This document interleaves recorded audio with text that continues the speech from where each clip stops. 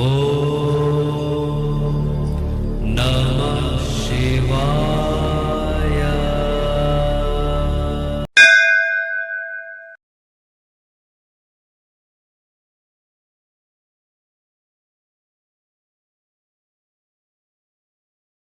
அனைவருக்கும் வணக்கம். நான் உங்கள் தம்புரான் ரிஷபானந்தர்.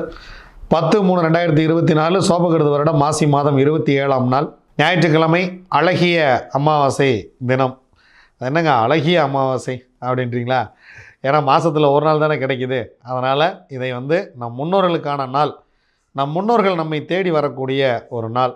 நம்மை பெற்று வளர்த்தெடுத்து நமக்காக உணவு கொடுத்து, உடை கொடுத்து, உயிர் கொடுத்து, நம்மை படிக்க வைத்து ஆளாக்கி இந்த சமுதாயத்தில் நாம் ஒரு மனிதர்களாக இன்று நடமாடுவதற்கு காரணமாக நம்மளுடைய சந்ததியினர் இருக்கிறாங்க. எவ்வளவோ அவங்க நமக்காக சேர்த்து வைத்திருக்கிறார்கள். ஒரு சிலர் சொத்து சேர்த்து வைத்திருக்கிறார்கள், ஒரு சிலர் புண்ணியம் சேர்த்து வைத்திருக்கிறார்கள். சில பேர்த்துக்கு என்ன சேர்த்து வச்சுருக்காங்கன்னே தெரியல.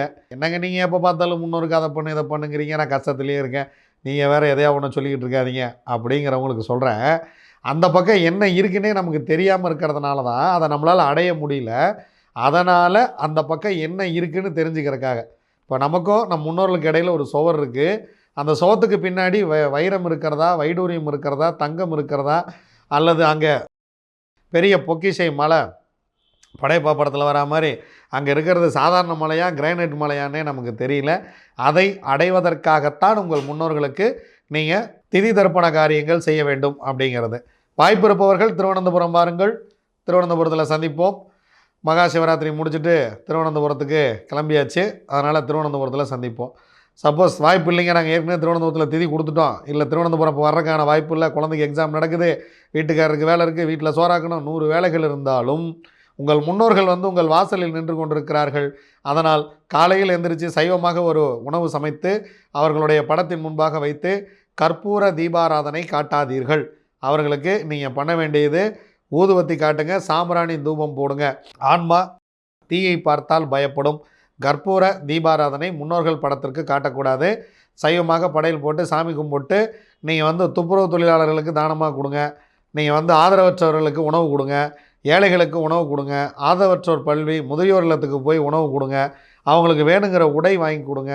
உடை தான் வாங்கி கொடுக்கணும் இல்லை, காது குடையிற பட்ஸு, பல் விளக்குற ப்ரஷ்ஷு, பேஸ்ட்டு, இந்த உடம்பு தேய்க்கிற நார், இந்த மாதிரி ஏதாவது ஒன்று வாங்கி கொடுத்துட்டு வாங்க. எல்லோரும் போய் ஏன் சோறையை போட்டுக்கிட்டு இருக்கணும்? இல்லைங்க, நான் சாப்பாடும் கொடுக்குறேன், அதோடு சேர்ந்து இதுவும் கொடுக்குறேன்னா சந்தோஷம். ஒரு 4 பிஸ்கட் பாக்கெட் வாங்கி கொடுத்துட்டு வாங்க, ஒரு நாளைக்கு வச்சு சாப்பிடட்டும். உங்களால் முடிந்த வரைக்கும் மற்ற எந்த நாளை மறந்தாலும் இந்த நாளை மறந்து விடாதீர்கள். ஏன்னா இறைவன் உங்களை 24 மணி நேரமும் கண்காணித்து கொண்டே இருக்கிறான். உங்கள் முன்னோர்களை திருப்திப்படுத்துங்கள், வாழ்க்கை மகிழ்ச்சியாக இருக்கும். வாருங்கள். திதி, யோகம், கரணம், நாள், நட்சத்திரம், பஞ்சாங்கம் என்ன சொல்கிறது பார்ப்போம். மாலை 3:39 வரைக்கும் அமாவாசை இருக்கிறது. அதன் பின்பு பிரதமை, வளர்பிறை பிரதமை. அதிகாலை 4:50 வரைக்கும் சதயம். அதன் பின்பு பூரட்டாதி.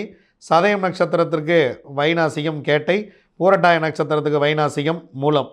மாலை 5:14 வரைக்கும் சாத்தியம் நாமயோகம். யோகாதிபதி நட்சத்திரம் பரணி, யோகாதிபதி சுக்கிரன், அவயோக நட்சத்திரம் விசாகம், அவயோகி குரு. அதன் பின்பு சுபம் நாமயோகம். யோகாதிபதி நட்சத்திரம் கார்த்திகை, யோகாதிபதி சூரியன், அவயோக நட்சத்திரம் அனுஷம், அவயோகி சனி பகவான். அதிகாலை 4:50 வரைக்கும் சதுஸ்பாதம் கரணம் இருக்கிறது. அமாவாசை என்று மட்டும் வரக்கூடிய கரணங்களில் ஒன்று. ஸோ சதுஸ்பாதத்துக்கு குரு. அதன் பின்பு 3:39 வரைக்கும் நாகவம் இருக்கிறது. ஸோ நாகவம் கரணம் அமாவாசை ரிலேட்டடாக தான் வரும். விஷ ராகு. அதன் பின்பு கிம்ஸ் தூக்கணம் கரணம். அமாவாசை என்று ஏன் சுப காரியங்கள் செய்யக்கூடாது என்று முன்னோர்கள் சொன்னாங்கன்னா, அமாவாசை என்று பாருங்கள், வரக்கூடிய கரணங்கள் அனைத்துமே அசுப கரணங்களாகவே இருக்கும். அமாவாசை என்று சுப கரணங்கள் வரவே வராது. அதிகாலை சதுஸ்பாதம் இருக்கிறது. அதன் பின்பு பகல் பூரா நாகமும் இருக்கிறது. அதன் பின்பு கிம்ஸ் தூக்கணம் புதன் இருக்கிறது. இதெல்லாம் பார்த்திங்கன்னா அந்த கிம்ஸ் தூக்கணத்தில் போய் மருந்து எடுத்துக்கிட்டிங்கன்னு வச்சுங்க, விருந்தும் மருந்தும் 3 நாள் அப்படின்னு சொல்லியிருக்காங்க. கிம்ஸ் தூக்கணம் தான் 3 நாள். கிம்ஸ் தூக்கணத்தில் எந்த வேலை செய்தாலும் 3 நாட்களில் அது நிறைவடைந்து விடும். அதனால் கிம்ஸ் தூக்கணம் காரணத்தில் மருந்து எடுத்துக்கொள்வது ரொம்ப சிறப்பு. வாங்க, 27 நட்சத்திரங்களுக்கு உண்டான பஞ்சபக்ஷி ராசி பலன்கள் எப்படி இருக்கிறது பார்ப்போம்.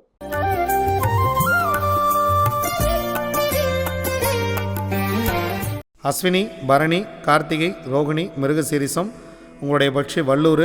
முதல் ஜாமம் உங்கள் பறவை நடை 50% மட்டுமே காரிய வெற்றி.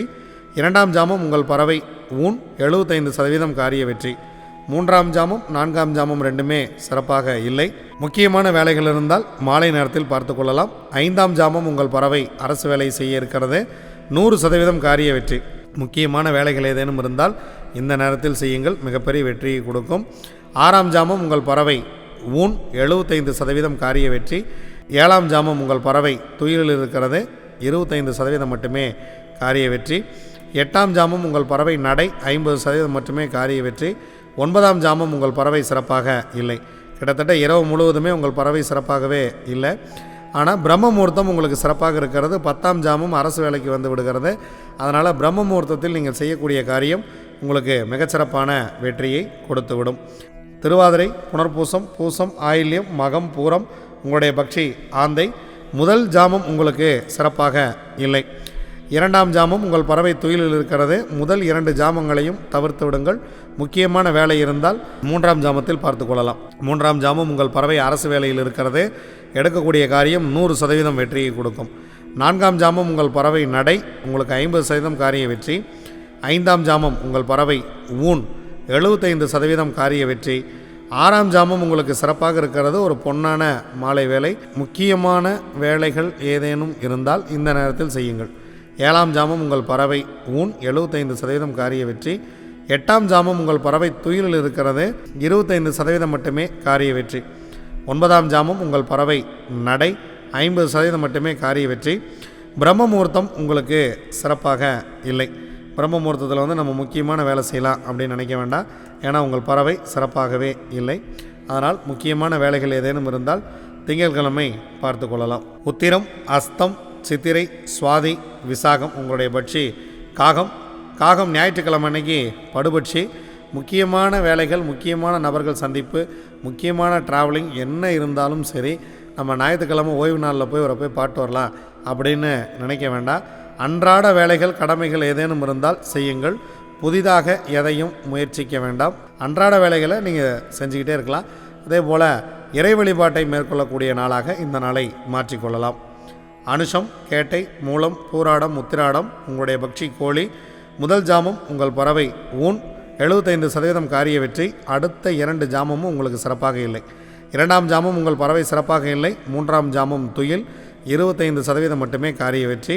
4ஆம் ஜாமம் உங்கள் பறவை மிக மிக சிறப்பாக இருக்கிறது. மதிய வேலையை பயன்படுத்தி கொள்ளுங்கள். 100% காரிய வெற்றி. 5ஆம் ஜாமம் நடை உங்களுடைய பறவை 50% வெற்றியை கொடுக்கும். 6ஆம் ஜாமமும் நடை 50% வெற்றியை கொடுக்கும். 7ஆம் ஜாமம் சிறப்பாக இல்லை. அதனால் முக்கியமான வேலை இருந்துச்சு அப்படின்னா அடுத்த ஜாமத்தில் பார்த்துக்கலாம். 8ஆம் ஜாமம் உங்கள் பறவை அரசு வேலையில் இருக்கிறது. 100% காரிய வெற்றி. 9ஆம் ஜாமம் உங்கள் பறவை ஊன் 75% காரிய வெற்றி. 10ஆம் ஜாமம் பிரம்ம முகூர்த்தம் உங்கள் பறவை துயிலில் இருக்கிறது. முக்கியமான வேலைகள் ஏதேனும் இருந்தால் நீங்கள் திங்கட்கிழமை அன்னைக்கு காலையில் பார்த்துக்கலாம். பிரம்ம முகூர்த்தத்தில் முக்கியமான வேலையை செய்ய வேண்டாம். திருவோணம், அவிட்டம், சதயம், பூரட்டாதி, உத்திரட்டாதி, ரேவதி உங்களுடைய பக்ஷி மயில். முதல் ஜாமம் உங்கள் பறவை துயிலில் இருக்கிறது. 25% மட்டுமே காரிய வெற்றி. 2ஆம் ஜாமம் உங்கள் பறவை அரசு 100% காரிய வெற்றி. முக்கியமான வேலை இருந்துச்சு அப்படின்னா ஞாயிற்றுக்கிழமை அன்னைக்கு காலையில் இந்த நேரத்தை பயன்படுத்துங்க. ஒரு மிகப்பெரிய ஒரு வெற்றியை உங்களுக்கு கொடுத்துரும். 3ஆம் ஜாமம் உங்கள் பறவை நடை 50% மட்டுமே காரிய வெற்றி. 4ஆம் ஜாமம் உங்கள் பறவை ஊன் 75% காரிய வெற்றி. 5ஆம் ஜாமம் 6ஆம் ஜாமம் இரண்டுமே சிறப்பாக இல்லை. 7ஆம் ஜாமம் உங்கள் பறவை நடையில் இருக்கிறது. 50% காரிய வெற்றி. 8ஆம் ஜாமம் உங்கள் பறவை சிறப்பாக இல்லை. 9ஆம் ஜாமம் உங்கள் பறவை அரசில் இருக்கிறது. 100% காரிய வெற்றியை கொடுத்துவிடும். 10ஆம் ஜாமம் ஊன் 75% காரிய வெற்றி. பிரம்ம முகூர்த்தத்தில் நீங்கள் ஆரம்பிக்கக்கூடிய காரியம் மிக மிக சிறப்பாக மகிழ்ச்சியாக இருக்கும். இது வரைக்கும் 27 நட்சத்திரங்களுக்கு உண்டான பஞ்சபக்ஷி ராசி பலன்களை பார்த்தோம். நாம் தொடர்ந்து பயணித்திருப்போம். நன்றி, வணக்கம். நான் உங்கள் தம்புரான் ரிஷபானந்தர்.